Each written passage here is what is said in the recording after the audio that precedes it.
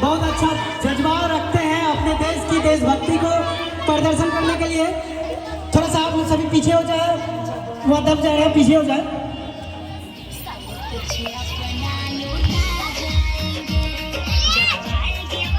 तो आप सभी का एक बार फिर से स्वागत है हमारे इस गणतंत्र छोटे से इवेंट में।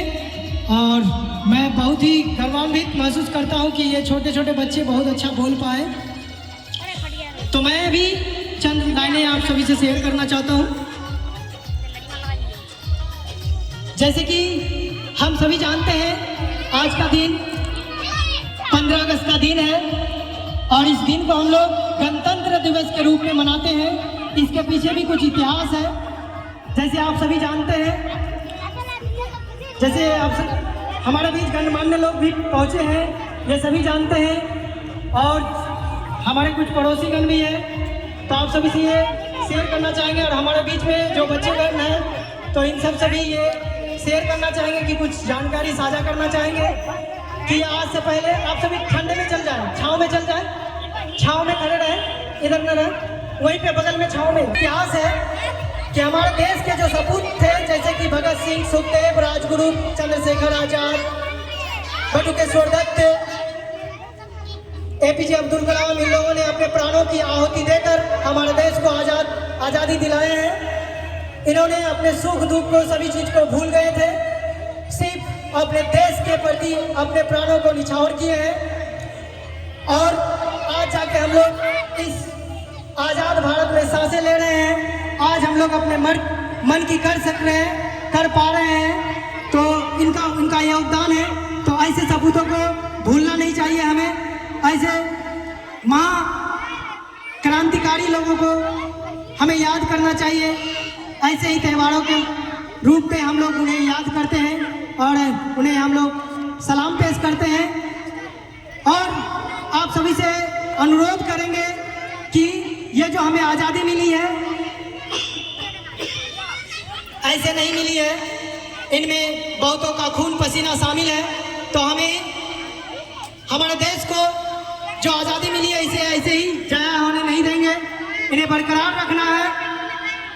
और आज़ादी को पाने के लिए उन्होंने जो इतना कुर्बानी दिया, हमें उसे इतनी आसानी से भूलना नहीं है। उन्हें बरकरार रखने के लिए हमें भी चाहे जो करना पड़े तत्पर रहना चाहिए अपने राष्ट्र की सेवा के लिए, राष्ट्र के हित के लिए। राष्ट्र का हित सिर्फ अगर हम बलिदानी को याद करेंगे, सिर्फ इतिहास के पन्नों में तो नहीं होगा। अगर वास्तविक अगर हम लोग आज़ादी की बात करें तो जैसा सपना देखा है, जो आदर्श था कि अमीर गरीबी में कोई बड़ा खाए ना हो, सभी को समानता का सभी को बराबरी का अधिकार मिले, जात पात, ऊंच नीच, अमीरी गरीबी कोई भी भेदभाव ना हो। अगर हम ऐसा कर पा रहे हैं अपने समाज में, सभी बच्चों को, सभी ग्रामीणों को, सभी लोगों को अगर हम लोग बराबरी से देख पा रहे हैं, देश के हित के में अगर काम कर पा रहे हैं, तो यही है सच्चा देशभक्ति। देशभक्ति का मतलब ये नहीं कि चंद देशभक्ति गाना बजाए, सिर्फ तिरंगा फहराए, यही तक देशभक्ति समाप्त होता, ऐसा नहीं। सच्चा देशभक्ति वही होता है जो जिस सेक्टर में है, जिस क्षेत्र में है, अगर आप अपने क्षेत्र के कार्य को अगर ईमानदारी से कर रहे हैं, तो वही देशभक्ति कहलाएगा। जैसे कि एग्जाम्पल में आप एक विद्यार्थी हैं, अगर आप विद्यार्थी हैं, आपका काम काज है पढ़ाई लिखाई करना, तो पढ़ाई लिखाई से संबंधित अगर कोई भी समस्या हो, अगर उसका आवाज उठा पा रहे हैं, तो इसका मतलब आप आज़ाद हैं। जैसे कि अगर आप यहाँ पढ़ने आ रहे हैं, आपका क्लास सभी क्लास लग रही है या नहीं, चाहे वो मेरे ही कोचिंग में क्यों ना हो, अगर आपको सभी क्लास नहीं लग रहा, आपको स्वच्छ पानी नहीं मिल रहा, अच्छा खाना नहीं मिल रहा, चाहे आप गवर्नमेंट स्कूल की बात कर लें या फिर प्राइवेट स्कूल कोचिंग संस्थान की बात कर लें, आप जहाँ भी पढ़ने जा रहे हैं, अगर आपको पढ़ाई अगर ईमानदारी से नहीं करवाया जा रहा, अगर आप उसका खिलाफ नहीं कर रहे हैं, तो इसका मतलब आप आज़ाद नहीं है। आज़ाद देश में रहकर भी आप गुलाम हैं। आप उसका स्वतंत्र, बिना किसी दबाव के, बिना किसी डरे, आप अगर उसका आवाज़ उठा सकते हैं कि मेरा सर, कि मेरा क्लास क्यों नहीं लग रही है, हम क्लास आते हैं पढ़ाई करने, पढ़ाई क्यों नहीं होती है, अच्छा भोजन क्यों नहीं मिल रहा, अच्छा पानी क्यों नहीं मिल रहा, अगर आप निडर होके अगर ये सवाल उठा सकते हैं, तो आप आज़ाद हैं। एक आज़ाद नागरिक का यही पहचान है। फॉर एग्जाम्पल कोई अगर ऑफिसर्स है, अगर वो किसी ऑफिस में काम करते हैं, अगर वो किसी दबाव के बगैर ईमानदारी से अपना कामकाज कर पा रहा है, अगर कामकाज नहीं हो रहा, अगर कोई नेता कोई भी गुणमान्य लोग या फिर जो दबंग लोग हैं उन्हें दबा के उन्हें गलत करने के लिए मजबूर कर रहे हैं, अगर वो उसका खिलाफ नहीं कर पा रहे, इसका मतलब वो गुलाम है। तो हमारे जो स्वतंत्रता सेनानियों ने अपने प्राणों की आहुति देकर हमें जो आज़ादी दिलाया है वो बेकार हो जाएगा, वो व्यर्थ हो जाएगा।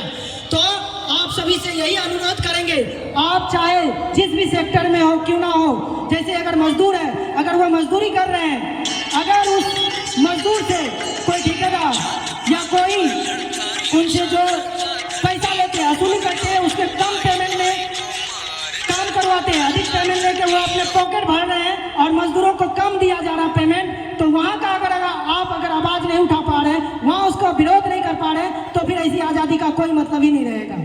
अगर सचमुच में आप अपने आप को आज़ाद मानते हैं तो चाहे आपके गांव, मोहल्ले, परिवार, कहीं पे भी अगर करप्शन चल रहा है, कहीं पे भी अन्याय अत्याचार चल रहा है, तो निडर होके उनके खिलाफ में आवाज उठाएं और उसका समाधान के लिए आप आगे बढ़ें।